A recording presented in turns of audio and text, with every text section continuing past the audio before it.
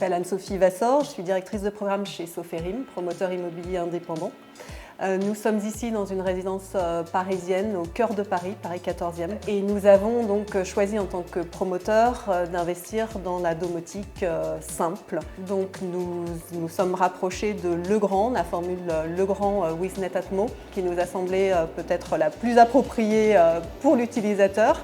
C'était une première même mondiale puisqu'il n'a jamais été implanté ailleurs. Nous avons donc maintenant 1 an de recul puisque cette résidence a été livrée il y a 1 an. Et ce qui est très intéressant ici, c'est qu'on a un mixte de clients très variés. Nous avons des familles, nous avons des seniors, nous avons des jeunes, des propriétaires et des locataires. Et donc ça doit nous permettre d'identifier l'usage réel qui en est fait. Je m'appelle François-Xavier Joland, je suis président de la Fédération française de domotique. Nous accompagnons Soferim dans cette logique de logement connecté. On a fait des choix assez forts en termes technologiques. On considère que tout doit converger vers le digital, vers l'IP, les technologies Internet. Donc tous les équipements, on est dans une logique de logement connecté, les équipements vont être compatibles avec le réseau Internet de l'immeuble. Que ce soit la gestion du chauffage, que ce soit le pilotage du chauffage à distance, que ce soit les éclairages, que ce soit les volets roulants, donc les fonctions basiques de la domotique. On a en plus rajouté d'autres fonctions qui font partie pour nous du logement connecté, par exemple le vidéophone.